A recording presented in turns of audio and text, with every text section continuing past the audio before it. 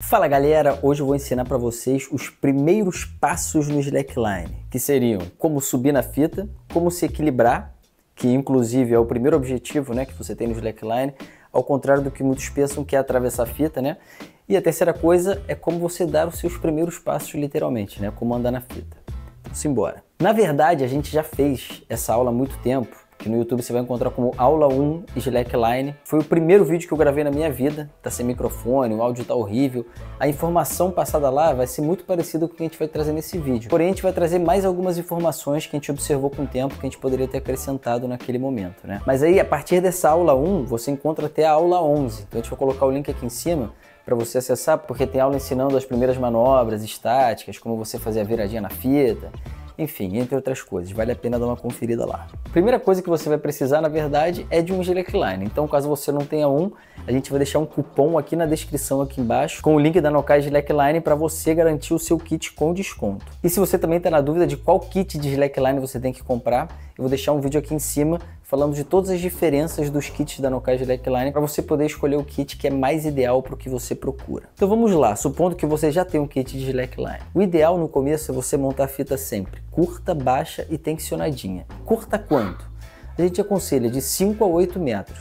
Ah, mas como é que eu vou saber quando tem 5 a 8 metros? Se você tem uma fita de 15 metros, por exemplo, você pode dobrar ela na metade, que você vai saber que ali tem mais ou menos 7,5 metros.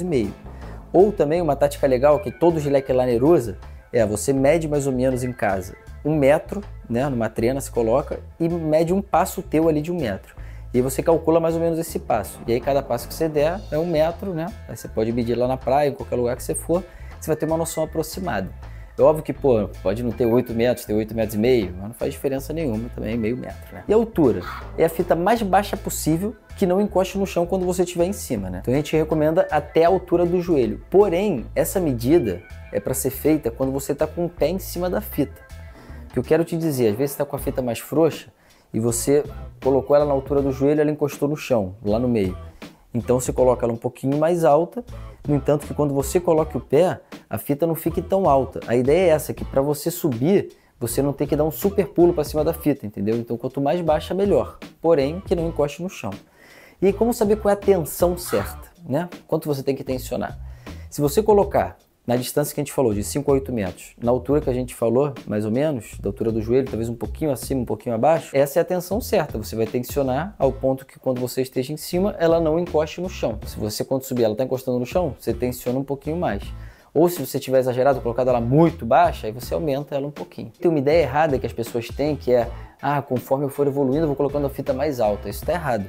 Na verdade, você sempre tem que colocar a fita numa altura que ela não encoste no chão. Se você um dia quiser fazer highline, que são esses slacklines atravessando precipícios e tal, você vai treinar para isso, você vai andar com segurança e tal. Então, se você tem essa vontade, procura as pessoas que praticam na sua cidade. Não saia montando o slackline alto em qualquer lugar, porque você pode acabar se machucando sério. Então a ideia é sempre o slack o mais baixo possível, que não encoste no chão. Aí pronto, conseguiu montar seu slackline na altura certa, tudo certinho. Aí você vai se posicionar ao lado da fita. Você vai olhar para um ponto fixo no final da fita, onde ela se encontra ali com a árvore, né, ou com a ancoragem, onde ela estiver ali. Ou você pode olhar alguns metros na sua frente, na fita. Digo, você não precisa olhar no final, você pode olhar no meio dela, né? O importante é que você nunca olhe para baixo.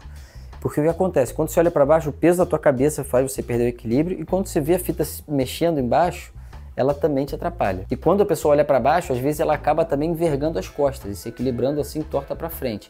O que está errado.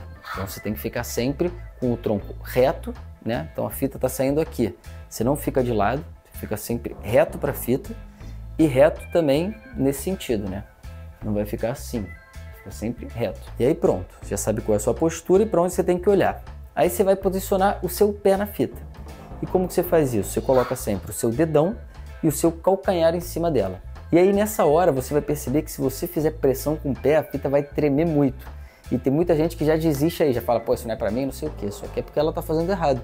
Ela só tem que apoiar o pé sem fazer força com esse pé. E como é que você sobe? Você vai dar um impulso com o outro pé que está embaixo. Então você dá um pulinho para cima da fita, como se estivesse subindo num degrau. Para te ajudar no impulso, você vai jogar o braço para cima. E aí, quando você jogar o braço para cima, você vai manter eles em cima depois que você tiver subido na fita. Então eles vão ficar com os cotovelos acima dos ombros e o braço vai mexer aqui sozinho. Então o que você vai ter que pensar é, braços para cima, né? Cotovelo acima do ombro, e isso aqui vai mexer sozinho. Então deixa essa parte aqui solta. E é isso, aí recapitulando tudo. Você vai estar olhando para o ponto fixo com o corpo reto, braços para cima, e aí assim que você subir, a fita vai tender a balançar, né? E para você parar esse balanço, você vai dobrar um pouquinho a perna, né? Vai dobrar um pouquinho o joelho e vai continuar com os braços para cima sempre, né? E aí o que você vai fazer com esse outro pé, né? O que te ajudou para dar o impulso para cima. Tem gente que coloca ele atrás de lado, tem gente que coloca ele atrás reto, tem gente que prefere colocar ele na frente. O que a gente aconselha é você subir e colocar ele para fora. Ah, André, mas como assim vamos equilibrar com um pé só? Por incrível que pareça, é mais fácil se equilibrar com um pé só. Porque essa outra tua perna que fica para fora, ela ficou tipo um terceiro braço. Então você vai ver também que a tua amplitude de movimento vai aumentar. Porque quando você está com os dois pés, você tem um limite menor. Quando você está com a outra perna, essa perna pode subir também e te ajuda a se equilibrar melhor e se salvar melhor, né? Pode acreditar, se você está aprendendo a andar de slackline, já tem o vício de colocar um pezinho atrás, não está errado. Só que aí tenta deixar esse pé para fora que você vai ver que quando você pegar, vai ficar muito mais fácil. E pronto, subiu na fita. Esse é o primeiro objetivo, você subir e ficar parado agora o máximo de tempo que você conseguir só com esse pé. Então, finge, eu sou destro, por exemplo, mas para subir, para prender, o meu pé melhor foi o esquerdo. Vai entender, não sei se é porque eu usava o direito para dar um impulso, enfim. Mas tem destro que tem a perna direita melhor, então eu aconselho você sempre testar com as duas pernas, né? Ver qual que você tem mais facilidade. Você vai ficar treinando primeiro só com essa perna equilibrada em cima da fita. Então eu vou usar como exemplo eu, né? Então seria o pé esquerdo. Eu vou ficar sempre com o meu pé esquerdo ali. Aí quando eu conseguir ficar um tempo maior em cima da fita e já sentir uma segurança nesse pé, né? No meu pé esquerdo, aí está na hora de você dar o primeiro passo. Porém, o primeiro passo já vai vir junto com o segundo. E agora eu vou explicar o porquê. Então como você treinou só com o teu pé esquerdo, você tá bom pra caramba nesse pé, né? Eu vou chamar de pé bom. E aí quando você vai usar o teu pé ruim, que é o teu pé ainda que não tem habilidade de pisar na fita, na hora que você for pisar vai ser como recomeçar tudo do zero. E a ideia não é você sair pisando de qualquer jeito. Como você está olhando para o ponto fixo, você não pode olhar para baixo, como é que você vai saber que você não vai errar a fita? Então a ideia é você vir com cautela com esse teu pé de trás, né, o pé que está para fora, e procurar a fita apalpando ela. Aí conforme você encontrar a fita com o pé, você posiciona o dedão e o calcanhar e aí você começa a transferir o peso, né, do teu pé bom para o teu pé ruim. E aí quando você transferir o peso, não é para você ficar parado ali para sempre com o teu pé ruim. Você vai voltar com o teu pé bom e vai dar mais um passo e vai poder se equilibrar ali tranquilamente, porque agora você voltou para o seu pé bom. Ah, André, mas como assim? Eu vou ficar aprendendo só com um pé? Exatamente. Porque a gente só tem duas pernas, né?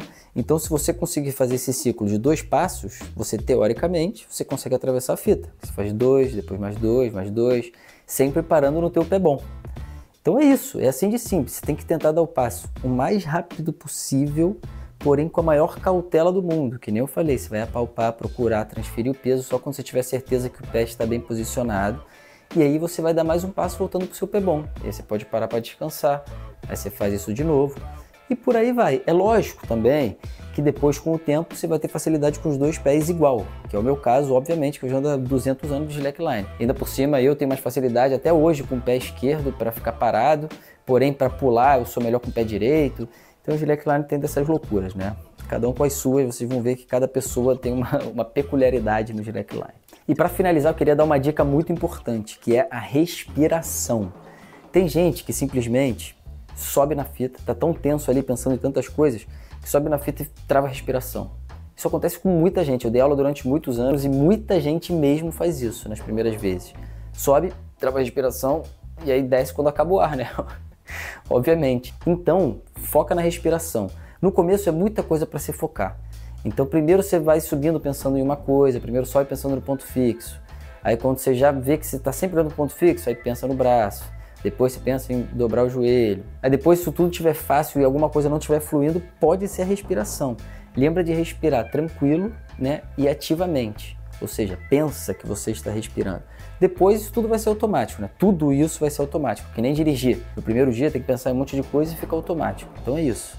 Andar de slackline depois vai ser quase que nem andar no chão. Eu te garanto. Só você treinar, né? Não dá pra ficar só na teoria também sem praticar, né, galera? Então, pô, pega o celular aí que você tá vendo esse vídeo e bota em prática. Mas é isso, espero que vocês tenham curtido a aula. Caso tenham ficado com qualquer dúvida, é só falar com a gente aqui nos comentários, pelas redes sociais, e-mail, carta, vocês que mandam. Tamo junto, galera. Slack Life pra todos nós.